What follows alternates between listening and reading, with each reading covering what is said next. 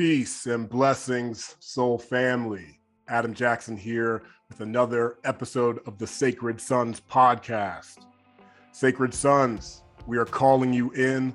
Convergence 7 Generations is happening October 13th through 16th in North Carolina. We are calling in 500 men. We're halfway there, by the way. And I'm telling you, the Convergence is a one-of-a-kind event. Matter of fact, our guest today, Traver Boehm, once said it was the Woodstock of men's work. I'll never forget that. as he joined us all the way back at Convergence 3 Alpha back in 2019. And men, calling you in. If you have never stepped into a space of men's work, if you've never tiptoed into masculine alchemy, this is your opportunity. We have a plethora of amazing leaders, speakers, physical challenges, confrontation, and support. This is a time where we really need it. Us as men, it's important that we lean on each other, that we call each other in, and that we hold each other accountable. If you are interested, please go to sacredsons.com and click on Convergence. All right, with that, our guest today, Traver Boehm. He is the founder of Uncivilized Nation, a really dope men's community. And he is the author of Today I Rise and Man UNcivilized. Please welcome Traver Boehm. Thank you, brother. Thank you. I was just trying to put together all that's happened since you interviewed me last, because you brought up like maybe some things have changed. And it was like, holy smokes, the whole world has changed. We've lived through a pandemic in that time. We've each reached new heights in terms of our communities that we're building. I think you've had some new love in your life, I see over there. I may be into a wonderful relationship. Yeah, I've been tempered by the love of a good woman. That's beautiful because, last time we spoke, a lot of the journey and a lot of the work that you have brought through had been as a result of divorce and going through your own dark night, and really like bringing some practical tools. And I've always appreciated that about you. Thank you. And especially like the physical edge. I remember you even bringing that in back at Convergence 3. Yeah, man, it's been a wild ride, huh, Adam? I can go back to when we first sat down, and I remember thinking, this work is cool. Like, this work is fun. This work has an edge. It's new. It's exciting. It felt like I missed the tech bubble, like just from whenever I got out of school. And I was like, wow, there's something happening here that's really neat to be a part of. And while I still feel that, it seems that 2 years later, the gravity and the seriousness and the necessity, it's gone from like, hey, this is really neat, to we need this in a way that is so much more profound. Or maybe it was that profound back then, and the profundity got released or it got acknowledged. But I'm not sure if it's the same for you guys. But I find that, 2-3 years ago, men were like, hey, this is interesting and I'm curious about it, and it seems kind of cool. Now it's, I'm not okay. Now it's like, I need this. And I need it bad. It's not like, hey, my wife said maybe I should check out your book. It's like, I'm not doing okay in the world. The last 2 years have taken a toll on me that I'm not sure I even know how to address or acknowledge, but I need help. And so I love that you open this by calling men in, because I feel like the call has so much more depth to it. It's not like, hey, come join our club. You need this. I have vitamin C in my hand. I have the medicine that you will not survive with this, or you may survive, but you will not thrive with this. Yeah. I feel like that's the main gist of the shift, I think, that's happened in the last couple of years. Yeah. What I experienced was largely, we were talking about the age of the lone wolf is over, right? And Philip Folsom brilliantly brought that through as well. But it's like, now men have experienced real isolation, real lockdown. And then what that does is it brings up for you, oh, where have I been isolating myself? Where have I been locked down in my life? And right. Like it really brought up in the collective, like what is happening now is not it. And I'm looking for something else. And what that something else is connection. Right. It's being seen, it's being witnessed, it's being held. Yeah, 1,000%. And so what I experienced was like, even old friends of mine who were previously like, man, I would never do that. What do you guys look crazy out there. And at Sacred Sons, we put it out there. We show the work. Right. And now those men are like, just like you said, I need this. Yeah. I see not only the power, the empowerment in it, but I see like the real need for it. Yeah, man. Before I launched all of this, I have a framed picture that says the revolution will not be civilized. And that was 4 or 5 years ago. And it was just this past weekend at a workshop where I felt what the real revolution was. And I was going to add it to the poster. The revolution will not be civilized. It will be relational, which was not the message I had 4 years ago, 5 years ago. But that to me is now the essence of it, that we've been like the mirror's been shown up to what happens, not just when you don't have an intimate relationship. I think a number of men thrive without an intimate relationship if they choose to. Yeah. But what about the relationship with your brother? What about the relationship with your neighbor? What about the relationship with the guy in the mirror? Okay, we've heard of these concepts 4 or 5 years ago, 3 years ago, but now they're boom, front and center, where you said it. People actually learned, I do need to know who the person is to my left and to my right. Yeah. And I need to be available to them. I need to be safe for them. I need to be open to being in contact and in community with them. Yeah. So much of what is currently in our culture is transactional. Mm-hmm. It's digitized. It's like, it's just like a Venmo, man. Like, oh, cool. You got the tacos, send me the $10. Right. And there's a deep, deep longing for real relation. Mm-hmm. And so I think at this point, it's important to note one of our brothers, Michael Gay. I think he's rubbing off on you. But just want to shout out Michael. I know I've seen you've been working with him and with Dewey at some of your retreats. So how has that relational aspect kind of informed your work? How's the actual retreats, workshops changed for you? It's now a topic, Adam. It used to be a lot of guys perhaps coming to this work of, the girl broke up with me and left your book on the bedside table when she left. And it was like, how do I get the next girl?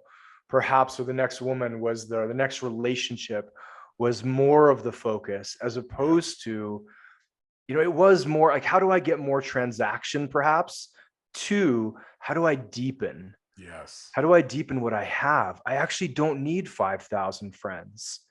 I need 10 who I can go to war with emotionally, physically, spiritually, whatever that may be. So now what's the work that I have to do to be available for that, to be open to that, to be in congruity with, to be a part of that? Because you can't be the guy that wants to stay on the surface level yourself, who's asking for depth, who's requiring depth, and who's calling in depth. It doesn't work. And I think that's part of the beauty of the process is I won't be able to hang in this community. I won't be able to hang with this level of men if I don't do the same work that they've done or do the necessary work to reach their level. So I think it's changed so much in the way we instead of looking for more, like instead of trying to go, hey, how do we spread 5 miles wider and stay 3 inches deep? The focus then became, how do I stop going wider at all? I may even pull myself back in a little bit. Yes. But how do I really start to understand the depth of my heart, the depth of who I am, the depths of my wounds, the depth of my trauma, the depths of every place that I'm out of integrity, the depths of what I want in this life, the depths of my gratitude, all of it. It became a lot deeper. And maybe that's what I was alluding to in the beginning and not so many words of, it became more serious. It became more mature. And I think that's really the shift that's definitely happened from having Michael and Dewey. And I don't know if you had Dewey on yet, he is a master. He's truly just a genius. I plan to. Beautiful. And this is a guy, for those of you listening, in his early 70s, who's been he's been a therapist for 45 years. So you think you've seen it, you think you've done it. He's so bored with stuff that everyone's talking about now, because he truly is Yoda.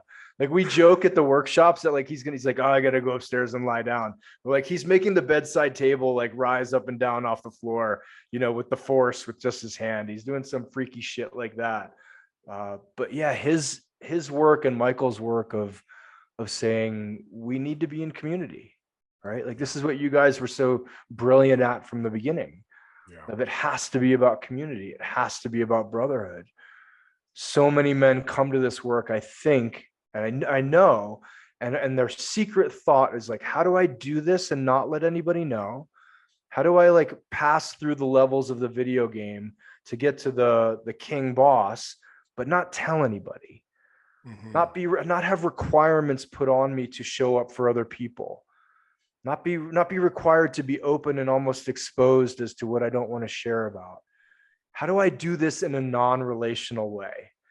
Yeah. That's like the secret kind of covert desire, right? Yeah, Like, because as men, we've been training that way for so long, exactly. like putting in hours in avoidance.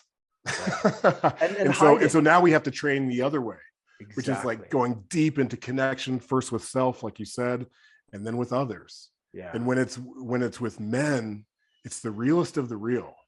Like, there's no holding back when you're in a container with agreements held in a safe way. There is nothing like the amount of vulnerability, truth, and honesty that can come from that. And I think I just hear, I love jamming with you because you do this work. Yeah. You know what I'm saying? And while it is maturing and while it's serious, I also feel you as like such a non-serious type of facilitator in this work. And specifically, you have, a course, Kill the Nice Guy. Yeah. Kill the Nice Guy. Yeah. As I'm not a recovering people pleaser. Sure. But maybe I am. Maybe there's a little bit of that. Little bit in there. You know what I'm talking about? But like, for you, why is it important for men to kill that aspect of their inner boy, or to at least to acknowledge it, shine some light on it? Adam, to me, and I am a recovering nice guy. And so I know the suffering and I know the pain that a man has when he looks at the world. And I want to say this very consciously. He looks at the world as a buffet, or a party that a buffet he can't eat at, or a party he's not invited to. And I'm not saying that in a way that a man needs to take things, or that he's entitled to things. But there's a way of living that's actualized. There's a way of living that's empowered. There's a way of living that says, I actually know who the hell I am, what I want, and why I want it. And all of that is conscious. All of that has my head, my heart, my balls, all integrated into the decision. Yeah. So this is who I am, and this is why I'm here. When a man can say that, and he's removed as many of the blocks that he's put himself or someone's put in front of him, his life is radically different. He's significantly more peaceful. He's significantly more service-oriented. He's significantly more relational because he is authentic. And now, what's the opposite of that? This is a guy who doesn't think he's allowed to want, doesn't think he's allowed to penetrate, doesn't think he's allowed to exist in the world. So what does he do? He suppresses all of that. He literally looks at the world like saying, and says, I'm not allowed to access any of this. Yeah. But needs, as you know, needs and desires. I use this metaphor this weekend, or this, whichever it is. When you're open to them, when you speak them, when they're truthful to you and they're unapologetic, but yet your heart's involved, they're like a bouquet. They're like flowers growing in your garden. When they're not, when you're like, well, nah, I don't think people will like me if I say that I want to be a writer, then how does that come out? It becomes like a weed in your driveway it's going to find the tiniest crack. Yeah. And everybody's going to have a little bit of a crack somewhere that this will come out sideways. And not only is the sideways behavior, so much of that, the things that you and I are working to eliminate: domestic violence, abuse, subjugation, addiction, whatever it may be. All of that stems from the idea that this man is in pain. And so, yeah, I use a pretty inflammatory title for the idea and for the course and for the, the chapter of the book, because I want to stop guys in their tracks and say, hey, you don't get to do this work just softly. Right. There's soft aspects of this work. They're beautifully calm, silent, meditative, contemplative aspects of this work, but there's also action needed. You're going to get dirty doing this. You're going to get metaphorically bloody doing this. You're going to get beat up a couple times, right? I have a picture on my back wall that Connor Beaton gave me, and it's half of the top of the word "fuck you" cut in half, and then underneath it, "love you," and the two words squeezed together, squozen together. And he gave it to everybody in his men's group. He's like, "This is men's work. This is how you should feel after a solid men's meeting. Yeah. Fuck you guys, and I love you guys. Thank you so much." Right? Yes. Yeah, because in a life where you're constantly seeking approval, or even worse, seeking permission to be you. Right. There has to be a flip, an inversion, where you take command of your energy, period. Right. And the only way to do that is to put it into practice. And so in these gatherings, in these containers, we're able to go there. And one of the edges that we've slowly and steadily incorporated into our work is more of the physical. Mm-hmm. From that first time you were there, I remember you had the piece Hearts and Elbows. Mm-hmm. And, Traver brought the wrestling. Yeah. Now we're full on striking. Yeah. And you want to kill a nice guy, get hit in the face. Right. Punch someone in the fucking face. A lot of these guys, we're like day one. There's a lot of mystery involved in our containers too, which I love, but I'll peek behind the curtain day one. It's like, hey, put your hand up if you've never been punched in the face. Right. Hands go up. Today's your day. Right. Stomachs drop, hearts stop, breathing intensifies. And there's so much medicine in it. Mm-hmm. There's so much beauty that comes out of it. And once we transmute the fear of what that actual experience is, right, man, I've really seen people leave their nice guy behind. Yeah. Not that they're not loving. They actually become more loving. And that's what I feel like you're really bringing through. For sure. We have to dispel the idea that that nice and kind are in the same ballpark in this conversation. Nice in this conversation is not kind. It's not compassionate. It's not authentic. It's not caring. It's needy in insidious ways. It's underhanded. It's covert. That's what nice means in this category.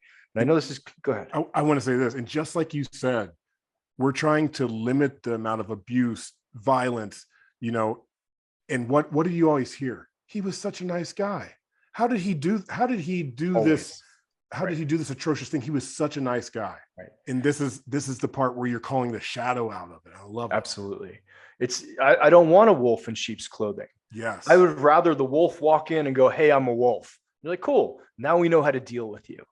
Now we know how to relate to you. Now we know to keep an eye on you. Right. Now we know the distance to keep from you." So once you work through that, though, you don't just become the sheep. You're like a sheep with some sharp elbows. Like, hey, I'm perfectly safe to be around, and you're going to be safe because I'm here. That's the difference. That's the opposite, the outcome of working through your nice guy. Right? We have the mantra of the nation: "Let others be safe, for I walk among them." Nice. You don't just get to choose that. You don't just get to say that. That requires working through all of the ways that you are part of the problem. I'm part of the problem. I've had to do the same work. I have to continually do this same work. This isn't a box that we check. Right. It's constantly tussling with other men. Right? It's constantly being in containers where I'm sure you guys have heard this time and time again.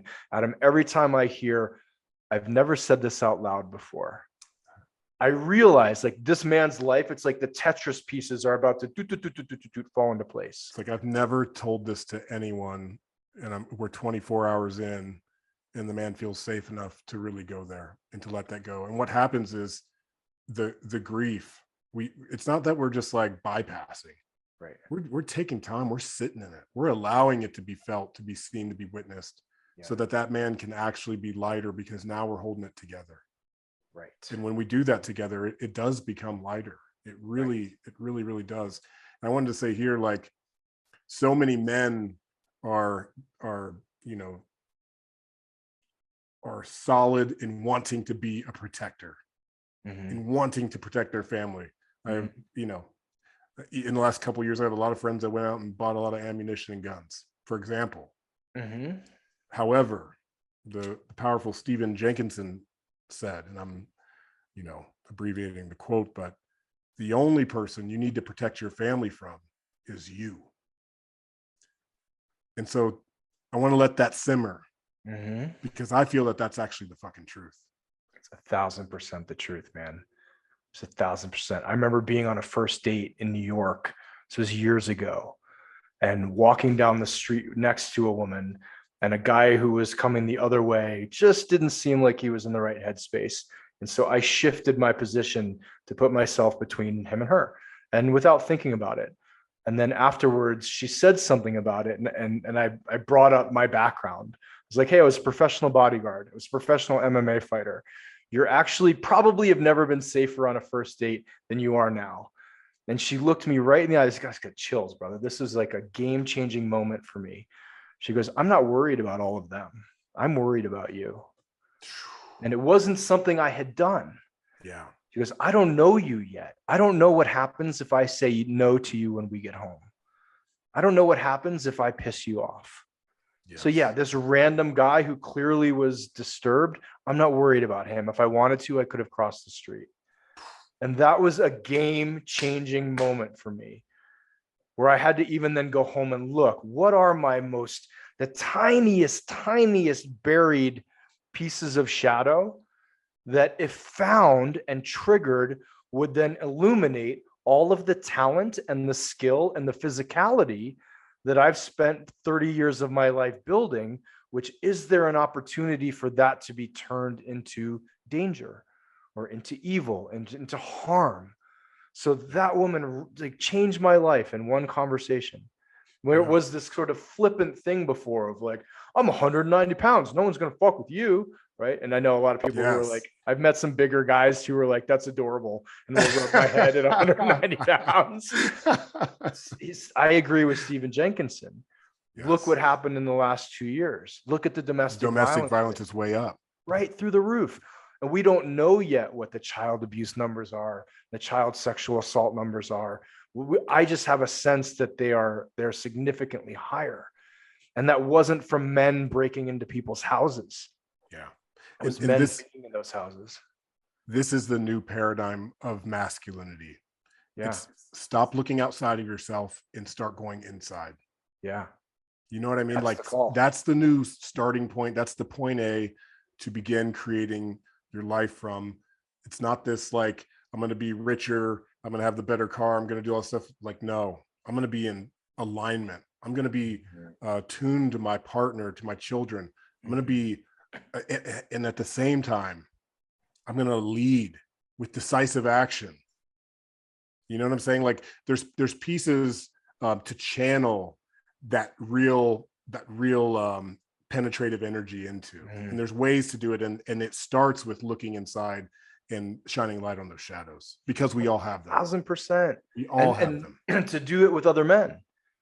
Like that is the actual call. This is not work that you're like, you know what, maybe I'll take Saturday off and from 2 to 2:30, I'll look at my own shadow and I'll figure some shit out. This is about sitting in a circle with other men who go, hey, you can't see this, but we all see it from a mile away. And then feeling the tension in your own body, which is 50%, oh shit, they see it. And then it's 50%, thank God they see it, because I can't. I intuitively feel this. I have these same patterns. I get mad at the same things.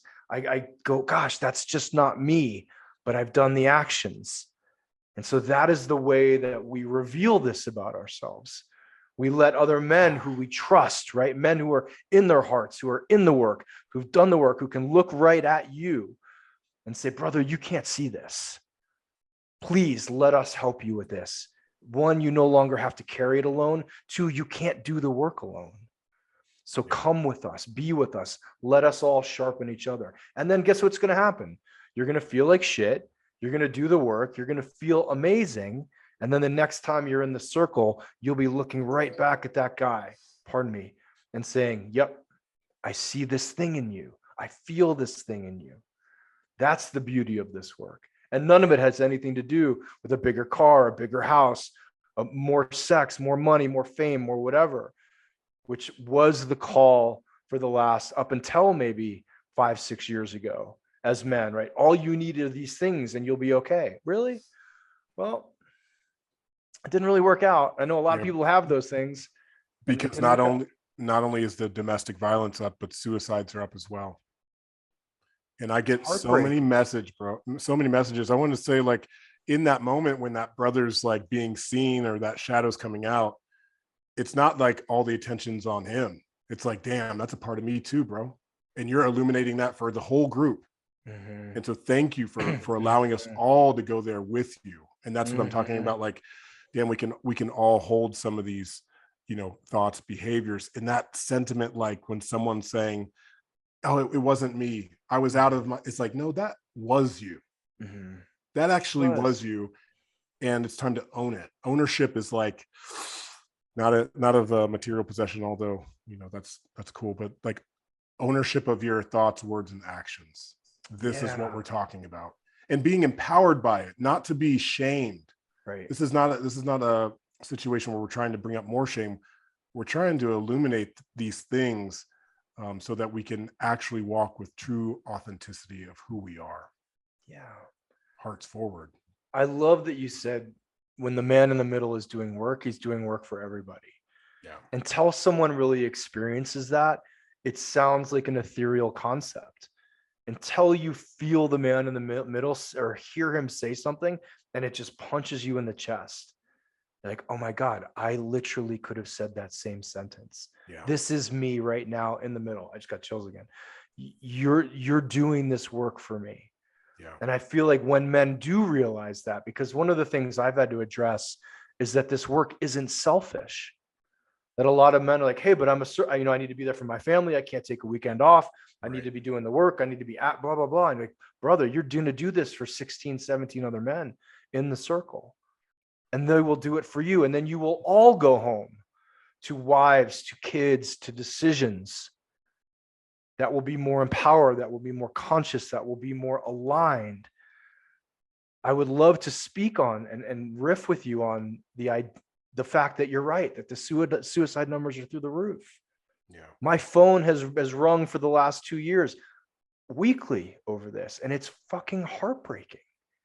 Yeah. That men literally get to a point, and I don't want to shame anybody for this either, of not recognizing how much help is around them, how much support is around them, how much brotherhood is around them.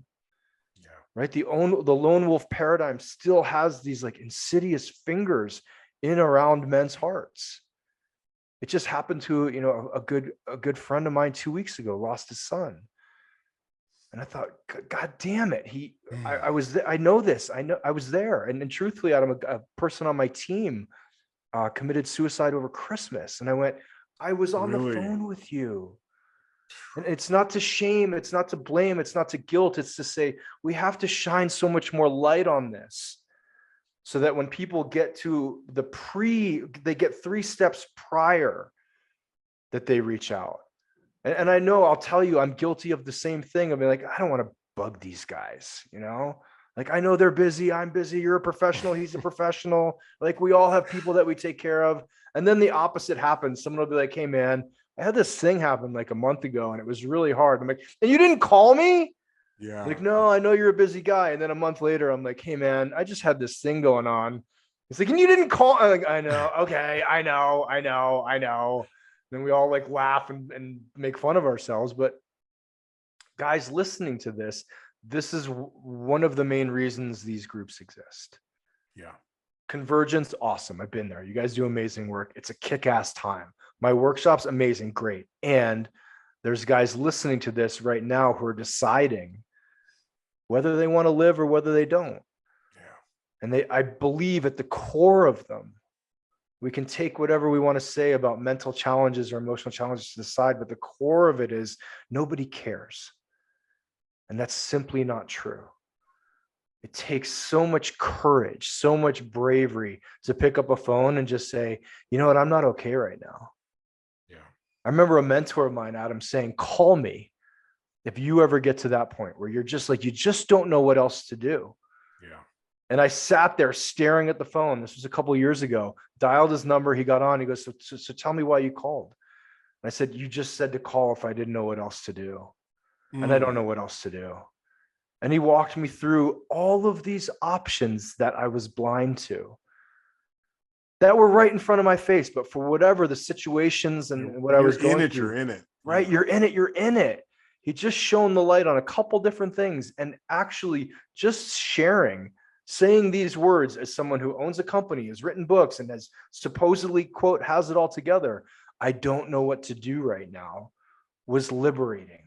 Just that sentence, because suddenly there was one other guy in my life who came over and took the 500 pounds off my back and said, hey, let me hold 250 of that for you.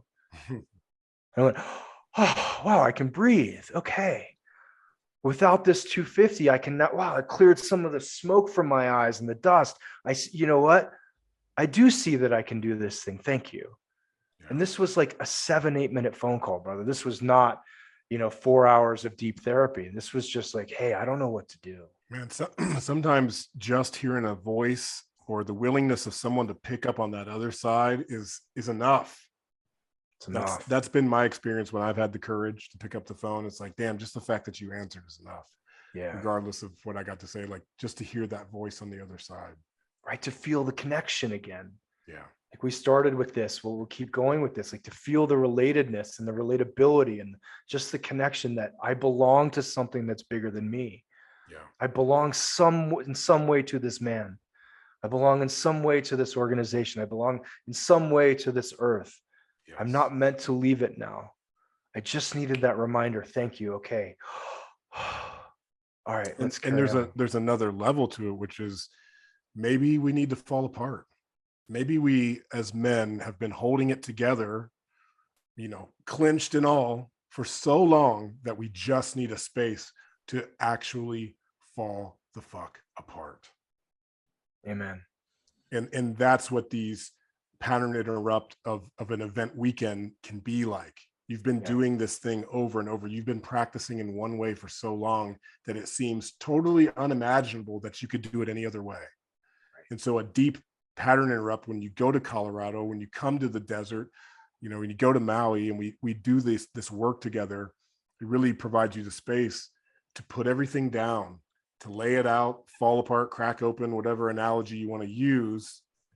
But then guess what? We get to put the pieces back together. We get the Humpty Dumpty together. We get to get it back going. And like literally, it feels like being reconfigured, rebuilt from the inside out. And that is, for me, when the work reached me in that way with Michael, I remember it very clearly. Michael facilitating me as I'm going through separation and feeling like, okay, I know what this breakdown, falling apart feels like, but I didn't know what it felt like to be put back together. Yeah. And so that was like the moment when I'm in my own experience, when I'm looking up and the eyes are still on me. They haven't abandoned me. Right. They haven't turned their backs. I do belong here. Right. That's the power of brotherhood. Yeah, man. Yeah. And what a gift for a man, for the first time in how many years, how many decades, to say, we actually don't want you to hold it all together here. Yeah. All of the ways that you've been doing this for the months, the years, for every moment of every little ounce of energy, I just got to hold it together. I just got to get through this weekend. I just got to get through this week. I just got to get through this funeral. I just got to get through this piece of my job. I just got to hold it together and say, brother, that's not what we're asking of you. This is the one place and the safe place. Fall apart, please.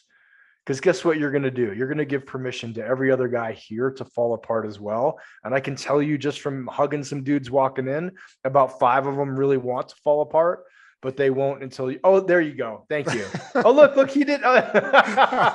There is always a moment where it's like, okay, now we're in. Like, right. now we've gone in. The first guy is let it rip. And then boom, boom, boom, boom, boom, boom, boom. Yeah, but Okay. it's we can joke about it and laugh about it. And it is fun. It is light. And it's so serious at the same time. Because It's you do life-changing. have guys. It's life-changing. Right. Like laugh crying and be like, I don't know what the fuck I'm doing. And you're like, neither do we. It's okay. Okay, so here we are in 2022, and I know there's a guy listening right now who's like deciding, like, man, whatever these guys are talking about, it feels like I need that. What advice do you have for a man stepping into this work for the first time? Maybe he's done a men's circle, a book club, but for the deep dive, what's your, maybe it's more like an invitation, but what would you say to that brother who is stepping into this work right now? Hang on. Like that's step one. Like this is not an overnight process. I think especially here in the West and here in the US, we're immediate results people. I want my Starbucks in 3.5 minutes, or I'm going to be, the next TikTok reel of someone exploding. So be patient. It's taken you 30, 40, 50, 60 years to create these patterns. It's not going to be undone overnight. Yet, also, please get around some guys who have been in the work for a while, who have done the work for a while, and just feel them.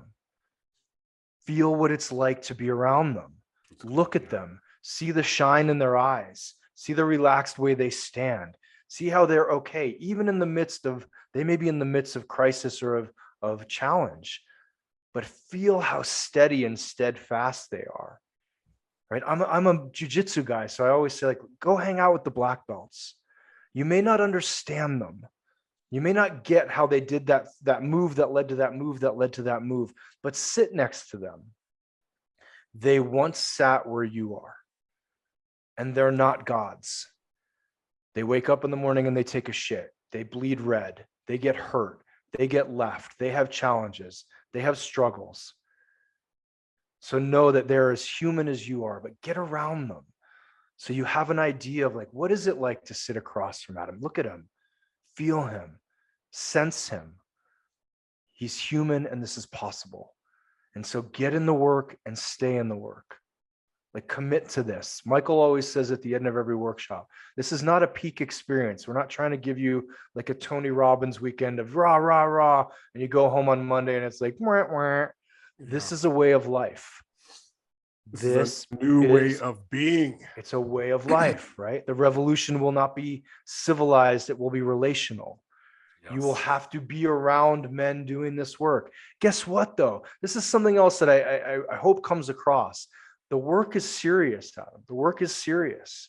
Yet I've had some of the most fun things in my life. I've gone on crazy adventures, traveled through Europe, hung out on like just the most fun. Like, oh my God, this is fucking awesome, from being around conscious dudes, because most of them are fucking awesome, right? And so there's this thing that we miss out on too. Like, this is going to be a hell of a good time. Yeah. Like, I don't want that to get lost. It doesn't take away from the gravity of the work, but it's also not talked about of how much laughter there is at these events. That's a good point. Right? Like how much, like, the storytelling, right? The jokes, the camaraderie, the shenanigans, right? Yes. The songs. It's like, there's so much richness and joy and juice to it. Yes, there's carpet work. There's like, hey, we're going to glove up here and we're going to get a little bloody. But then afterwards, we're going to go sing and laugh and dance and eat good food and tell dick jokes and do all the things. We're going to pretend like we're 14 for an hour. It's going to be hilarious. And you will walk away with a benefit from the deep work.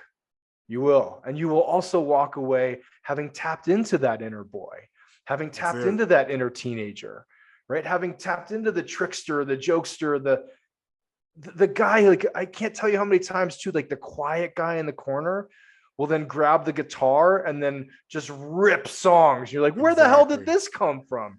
Right? So many times a guy busts out a freestyle around the fire. And I'm like, dude, somebody get this guy a contract. Who are you? I thought you worked in IT. And now you're freestyling like, dude.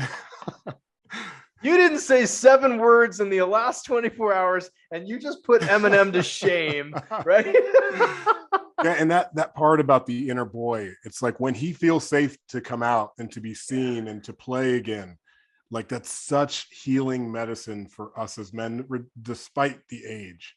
No, You know, it's in there. I've been in ecstatic dance with 60, 70-year-old guys, Right. and they love it too. And we're all Right. in there together. When we choose to go together, Right. that's when it's safe, I suppose. Right. Because we've all chosen to do this together. We've made our agreements, and now that we're here, let's let them out. Let's see what arises in the emergent nature that we're exposed to because of the relational aspect, because we're together. It's safe. It's safe. We've had guys, that have come to 4 or 5 workshops, have stuff come out that they didn't even know happened in their youth that was traumatic. That say, hey, it took you 5 times of being around these guys, of learning to trust these guys, of unpeeling some layers. The safety of the container that you've been in 5 times is why that thing got to come out, and you no longer have to carry it. Right. So there is work there's that deep. Like, this is the power of the relational aspect. And they're guys that we know who tap into laughter and joy and exuberance, who will walk out and have a equally profound life change, just in a different direction, because their life has been so serious. It has been so weighty.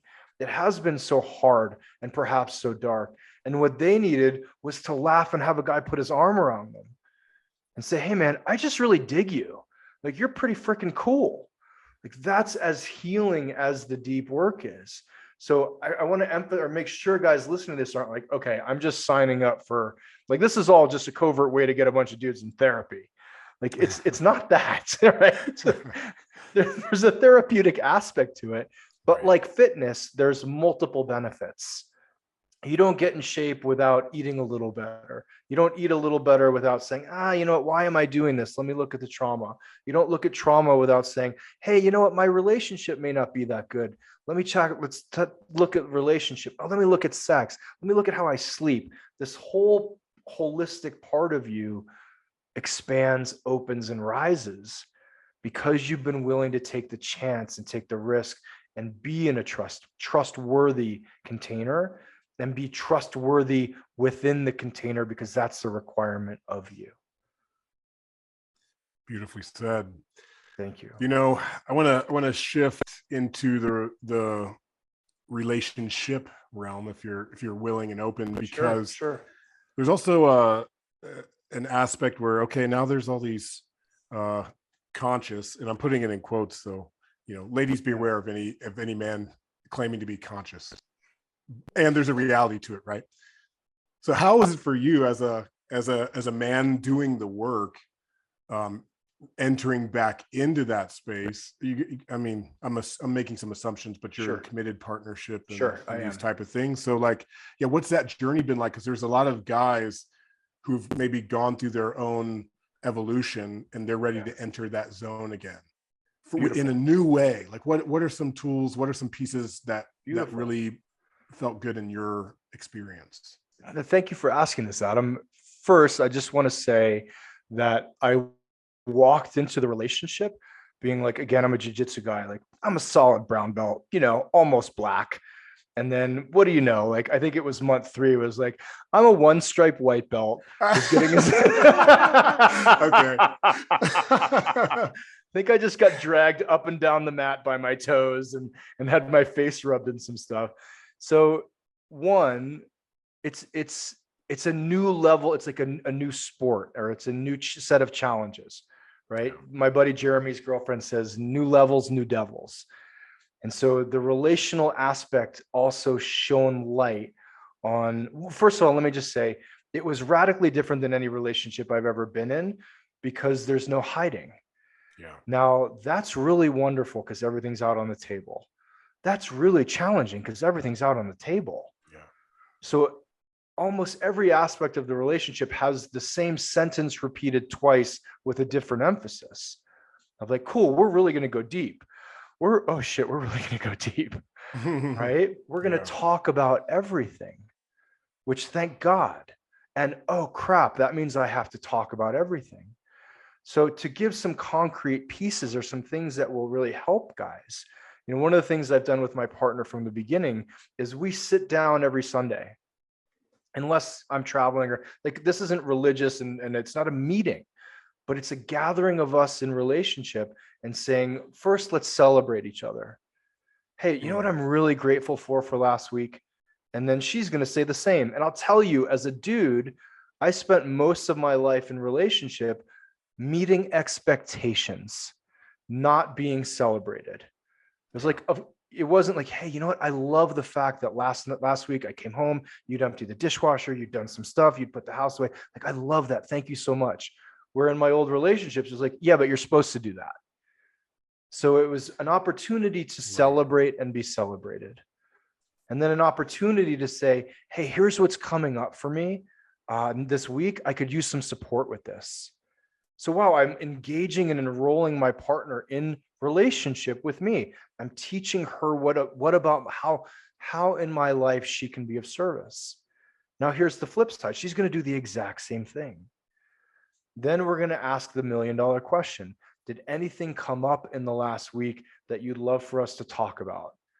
And I'll tell you, Adam, I had this conversation yesterday, and there was stuff that came up, and I said literally to my partner, who I've been with for years now, I feel like I may throw up. And she's like, cool, it's okay. I feel like I may throw up too. Because we had to have a real conversation. Two adults who have done the work, but you don't get to escape hard conversations are hard conversations, no matter how many years you've had them. But what happened? We actually got to bring some things forward that were potential landmines a year or two from now. Things that we recognize, patterns that we're not happy with, things that make her uncomfortable, things that make me uncomfortable. Now, what's your standard relationship? Standard relationship is, I don't know, I'm good, you? Yeah, or like, F you for doing this. I can't believe, how dare you? As opposed to, hey, this isn't making me feel good. This isn't making me feel safe. This is kind of making me want to withdraw from you. And it's ownership. It's me saying, hey, it's not saying like, when you did this, that was awful. That was dumb. I can't believe you did that. It's, hey, there's this pattern that's making me feel like I want to constrict and pull back a bit. So, and then again, we end with a celebration. Just one more thing. So it's the old fashioned sandwich method of like, this is one of the things I love about you. Now, imagine if every couple took 45 minutes out of their week. And I know people with a lot of kids may be like, bro, you don't have kids. Good luck with finding 45 minutes a week. Cool. Find 5 and bring some things forward that are could be these tiny little seeds of resentment that are just going to sit there and chafe you. That today you're like, that annoys me, but it's not a big deal. 3 years from now, that's why you get divorced. Yeah. Or a year from now, that's why you've punched a hole in the wall. Or a year from now, that's why you're starting to drink more. That's why you're starting to check out more, right? Yeah. It's ownership. And like you said earlier, it's like, it's fine. It'll find the cracks. Find the crack. It'll find those cracks. And it will I find think it. what's really coming through right now is that your relationship is worth it. You are worth it. Your partner is worth it. Is worth the 5 minutes. Is worth the 15 minutes. And it will be uncomfortable. Yeah. Because it's the work, and we're getting in there. It's exposed. You're exposing yourself. You're saying, hey, you're giving that person an opportunity to slam the door in your face, which in a committed partnership isn't what happens. But I think because we have so many patterns and so many repetitions of that happening, of saying vulnerably like, hey, this doesn't make me feel good. And then getting that shoved back or used against us. How many guys say like, I don't share anything. 2 years from now, she's going to use it against me. Yeah. Right. As opposed to just having like realness and honesty and recognizing too that like, hey, this may be something that we can't do together. We need some support on. We need an outside perspective on. I've had the same pattern come up over and over and over. I think that's also a legitimate thing to say about a quote conscious relationship. Yeah, be willing to also ask for help where you need it. Sometimes mediation, 100%. even like a call can just be so helpful in clearing what needs to be cleared. Because I guess it goes without saying, but we build up stories over time. Right. And so what you're illuminating here as well is that, like, allow honesty to be a part of the foundation of the relationship. Have a foundation. I would say in my earlier years, my relationships didn't have a foundation. It was like, hey, I like you, you like me, let's be together. Like, this is cool. And then when shit comes up, you're like, but wait, we like each other. Why isn't it working? Right. You know, because there's no foundation, Right. there's no practice, there's no intention. Truly, Right. there's no 1000%. Sunday 15-minute meetings if you're just out here like in the wind, and it's coming for us. It's coming for all of us. It came for me. It's come for you in the past. Yeah. And what I'm saying is, even if you're in the purple haze, the fog of love, in that in the first year, whatever it is in the relationship, work on the foundation. Yeah. It needs your attention. Future you needs you to be working on that foundation right now. If I can add one more point to this, one thing I tell every man who's about to go in a relationship or is starting in a relationship or even in an interrupt and say, like, hey, you've been with someone for 5 years. Here's some questions to answer. One, what is the vision for the relationship? Why are you there? Right. Like, why are you doing this?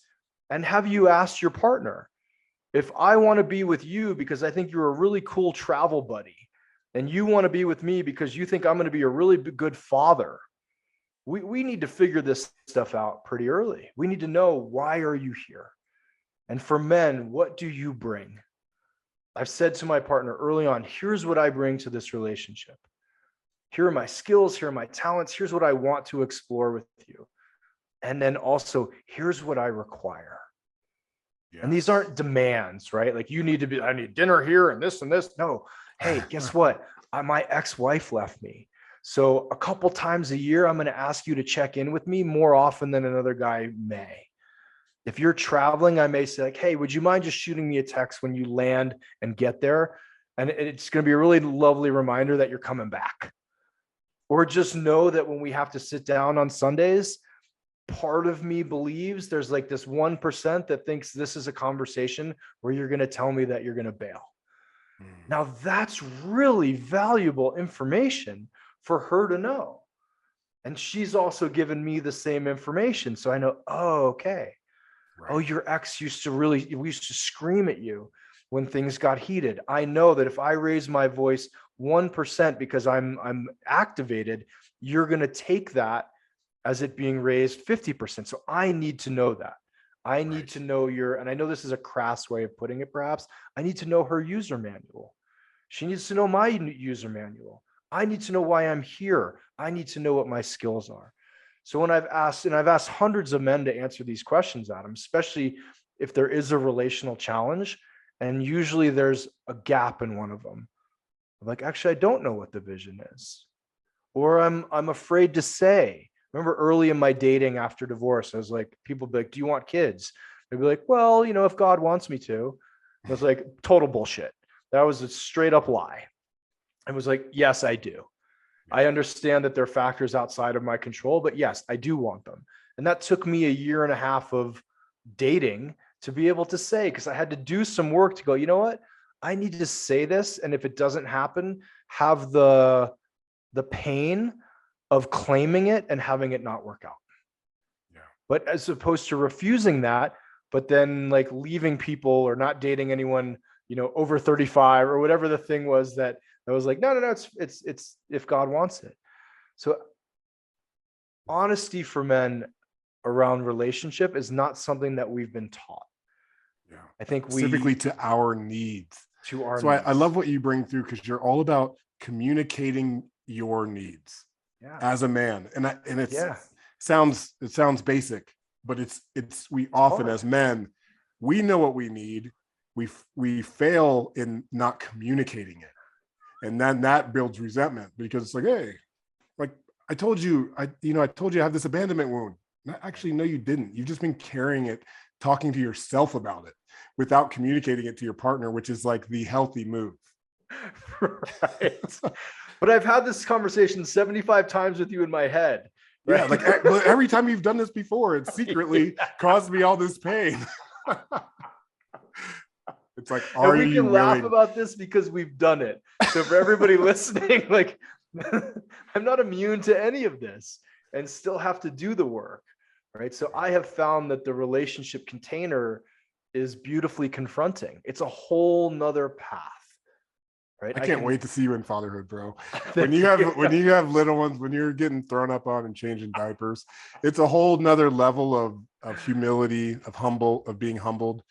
Right. But it's like this expansion in our capacity to show up and to hold space, but also to communicate needs. Yeah. Like that's why we say the work is never done. Right. Never. Right. And thank God, or else what would we do with ourselves? Right. It's like well, neither one of us would have these really cool organizations and podcasts. Right. If there was a finish line, it'd be a little bit different. Yeah. I want to be in this forever. My buddy Jeremy always says, like, you're in it for the next 40 years. And that thought actually relaxes me. Yeah. It's like, cool, I get to do this for the next 40 years. Right? It's like surfing. I never want to get to a point where like, I figured it all out, man. Yeah. Like I checked the surfing box. I think it's going to change as we get older and as we evolve. I'm sure it's changed for you over the last couple of years in the same way it has with me. It's a beautiful way to open, expand, find new people, find new avenues, find new things that light me up, right? Find new men who are coming with different challenges, drop into the depth of how we're relating to the world and relating to each other. Yeah. Like, God bless it. I'm so grateful for it. Yeah, it brings perspective to the long game. I think that's important because so many of us are living day to day, week to week, check to check. Right. And it's important to have a vision of your life. And men's work really, really stokes that flame, doesn't it? Mm-hmm. Of the flames of legacy. Mm-hmm. I really feel that in my bones when I'm with the men, and really looking at that long-term vision of our lives. And that's also foundational so that we're not so reactive in moments, because we've established our values, our standards, and we're living for those because we have a vision of the man that we are to become. I like to say I only compare myself to two people: me from yesterday and me, that gray dreadlock guy that's on that porch, probably got a coffee and a spliff in his hand. Like I'm after him. Yeah. He's the guy I want to make sure he's okay. You know what I'm saying? Yes. Yes. But do you feel that in your containers where like, wow, there is a powerful part of us as men and like the legacy of our lives, what we will leave behind, that feels important. It's got weight to it, Adam. I do feel it. And I know the men. It's the challenges. I feel like so many guys are tripping on themselves today. And they're chasing these ethereal things that when they actually get to them, like, oh, I just need the new car. It's okay to go in debt. I need the new house. I need the new woman. I need the new, like, but what are you leaving behind? Yeah. Right. I spent a couple of weeks in Europe this year and it was such a beautiful reminder of the age of things, of finding a building that was 1,100 years old and still standing, or this beautiful pieces of art. And I'm not going to mock TikTok too much, but saying whoever made this piece of art, this was like 3 years of his life. Yeah. And here now we're trying to do like a 5-second thing with some funky sounds and some writing. And that's our artistic legacy, where this piece of art that this man dedicated himself to is now hanging in a museum. And whether it hangs in a museum or it just hangs in your home, to take the idea of mastery, to take the idea of like, you know what, I don't want to have 75 hobbies and 75 careers and 75 things. I want to have 5. And I want to, end of my life, look back and go, whoa, I got deep into all of these. And I left behind a path for either it's just my kids or my neighborhood or my community or men and the world at large to make this a better place. And when men focus on that, when we do, we need to combine the two elements of, I do need to have my needs met, right? I need to go to the gym every morning or I'm a little bit disruptive in other areas. And when I do go to the gym, I can then look at the bigger picture. And one of the reasons I do go to the gym is because of the bigger picture, right? I do want to leave behind a legacy. And I know men who don't, who haven't, or who have gotten to the later stages of their lives, and that it's a pain for them. It's a hurt. It's a, what have I done? What have I left? What am I leaving? Yeah. Right? What is the legacy? And so also preventing us from getting to that point. I volunteered in hospice for a year. There were a lot of men who like, you know what, I don't leave it. I don't know why I did this whole thing. And I think that's not a tragedy. I don't want to say that, but it's a pain point on a level that I think a lot of men can avoid with some intention, with the word that you've used over and over, just with some intentionality. It doesn't mean you have to be on Oprah. It doesn't mean you have to have a New York Times bestseller. But if you can leave behind a group of men who you have touched and their lives have changed because they've been in your presence, or women who've been in your presence, then you are leaving a legacy. And that part of your heart and that part of your soul will rest easy when it is your final day to transition. And what a gift that you've then given, not only to the guy on the porch with the cup of coffee and the spliff, but to the man 15 years later who then looks back on all of it and can relax into his death. Whew. That's a life worth living, man. Truly. Yeah. And as I'm on that porch, I hope to see my boys surrounding me, Hannah at my side. That's a part of it too. Like taking them with me. It's not only who am I and where am I going, but it's who's coming with me. That's the next evolution in our lives. Traver, I love you, bro. Thank you. Thank you for the work you're doing. Truly. Your particular perspective on this work and how it's done, I really appreciate it. Feel like it's cold, it shoots straight down the middle, and so many men resonate with it. Go pick up the book Man UNcivilized. Thank you, brother. Yeah. Thank you for the work you're doing. Yeah, I think Man UNcivilized, right? It's become kind of one of these books that it's put on the shelf right alongside King, Warrior, Magician, Lover.